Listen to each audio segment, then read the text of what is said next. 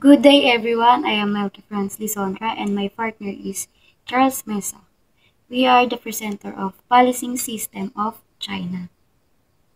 So, Ministry of Public Security or MPS sa China, ito ang pangunahing ahensya na nagpapatupad ng batas sa bansa.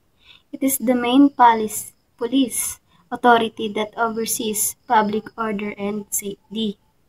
Their responsibilities include criminal investigations, ito ang pag-iimbestiga ng mga krimen at paghuli ng mga suspect, and managing detention centers. So, sila ang mga nag-aasikaso at nag-manage ng mga kulungan at detention facilities.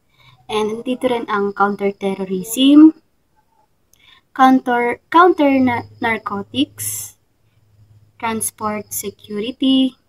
So, yun, nagbibigay ng seguridad sa pampublikong transportasyon tulad ng mga bus or tren. And traffic safety. Sila nagpapatupad ng batas trapiko. And anti-smuggling and intelligence gathering. MPS ensures that the lives of the people in China are safe, orderly, and peaceful. Ngayon, dako naman tayo sa onting kasaysayan lamang ng Ministry of Public Security ng People's Republic of China. Paano nga ba nabuo ang Ministry of Public Security ng China? Simulan natin sa taong 1949. Itinatag ang Ministry of Public Security kasabay ng pagtatag sa People's Republic of China. Kasunod naman nito, noong taong 1950 and 1960, ito naman ang taon kung saan naging centralisado ang Ministry of Public Security ng China. Nagka-isang komanda lang siya. Then, sa taon naman 1966 to 1976, nanghina ang kapangyarihan ng pulisya ng People's Republic of China dahil sa Cultural Revolution. Ito na yung panahong inako ng militar ang seguridad ng lipunan.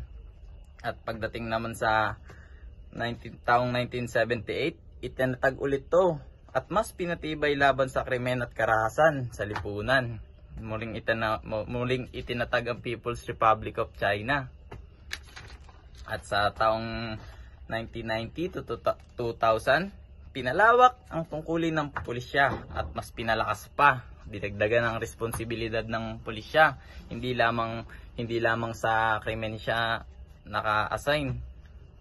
At sa panahong 2010 hanggang sa kasalukuyan ngayon, dito na naging pangunahing bahagi ng panloob ng seguridad ang Ministry of Public Security. Ito na yung inadapt na talaga ng society ang MPS para sa ikakaayos ng lipunan. Yon, dako naman tayo sa organizational charts ng Ministry of Public Security ng People's Republic of China. Nakalagay yun sa aming pang-5 page sa aming PowerPoint presentation. Dalawa lang naman ang kinukonsist ng organizational chart ng Ministry of Public Security ng China. Yun ay ang provincial level or municipal or city or local government level lamang. Pare-pareho yan siyang iisang daluyan lang ng namumuno ay ang Commissioner General o yung tinatawag natin sa ating bansa na PNP Chief. Sa ranking and China Police rank. So, ang top high ranks is Commissioner General. So, ito ang pinakamataas na opisyal sa overall head. And pangalawa is Deputy Commissioner General. Pangalawa, ang pinakamataas na ito ang Assistant ng Commissioner General. And pangatlo is Commissioner First Class. Ito ang mataas na senior rank. National level leadership. And pang-apat, Commissioner Second Class, still high ranking, regional or provincial leadership. And panglima is Commissioner Third Class. Mataas pa rin pero mas malaking cities or major divisions.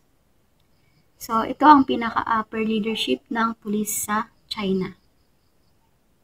And ito naman, ang susunod is non-commissioned and middle ranks lang siya. And ito is Supervisor First Class. Senior Police Supervisor, kadalasan provincial or city command level. Pang 7 is Supervisor Second Class, mid-level, supervisor or unit leader. And pang 8, Supervisor Third Class, junior supervisor, maaaring chief ng isang section o team. And Superintendent First Class, senior officer in charge ng station or department. Superintendent Second Class, assistant station naman siya, head or department assistant leader. Superintendent Third Class, team leader level or shift commander. Ang lower and entry level ranks is Constable First Class, experienced patrol officer, field or operations. And Constable Second Class, regular patrol officer. Probationary constable. And lastly is cadet, trainee pa sa academy. Meaning of the police insignia of China. The insignia is shaped like a shield and it includes several important symbols that represents the duties, authorities, and mission of the police under the government of China. So, ang una is Tiananmen Gate, meaning this represents the People's Republic of China. So, makikita dyan ang Tiananmen Gate, meaning this represents the People's Republic of China and the central government. It shows that the police are responsible for protecting the state and its citizens. So, pangalawa naman dyan na makikita is a 5-star.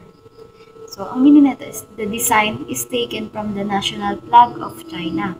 The big star symbolizes the Communist Party of China, while the 4 smaller stars represents the unity of the people of the party's leadership. Ang pangatlo na makikita dyan is ang wheat and gear, meaning also from the national of the emblem of China. The wheat stands for farmers and agriculture, while the gear represents workers and industry. Together, they symbolize the alliance of workers, which the foundation of China's socialist society. So, pang-apat naman is ang olive branches, meaning naman is this represents the peace and unity.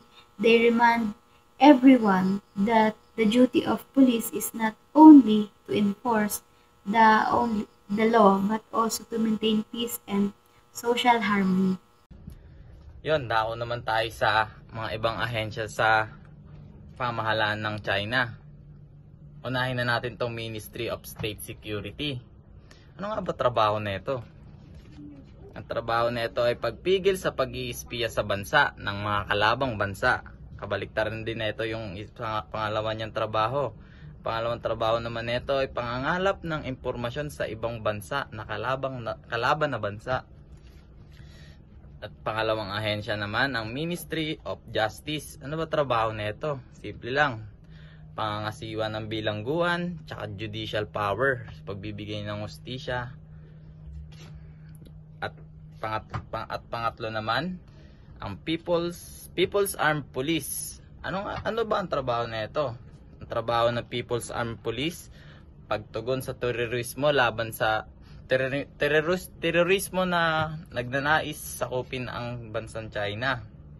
At pangalawang trabaho nito ay pagbabantay sa mga coastal area. Coast Guard din sila. At pangatlo, ang most common na trabaho nila talaga ay pagpapanatili ng kaayusan sa loob ng bansa. Ayun yung mga conflict ng mga mamamayan nila, sila rin yung nagsisettle down. Then next, yung pang-apat naman natin ay ang State Administration for Market Regulation. Itong ministro na to ng China, siya yung nangangasiwa sa batas pang ekonomiya. Nilalabanan niya ang pagsasabotahe sa ekonomiya tulad ng mga economic sabotage nga, yung magbebenta ng mga mahal na hindi naaayon sa kanilang regulasyon. Ayun, inaano nila yun, ina-apprehend nila yun or pinipenalty nila yun. Other pertinent info is China is unitary communist state located in East Asia. So, ibig sabihin, iisa lang ang national government na may direct control sa buong bansa. It is the second most populous country in the world with an estimated population of over 1.41 billion as of 2025. Beijing ang capital city nito. And economically, China is the world's second largest when measured by nominal GDP. And the country's economy shifted from a strict socialist planned economy to a more market-based system starting in 1978. So, China is a very large, around 9.6 million square kilometers, making it one of the largest country in the world. And China is the powerful country with a strong economy, very large population, and centralized form of government based in Beijing.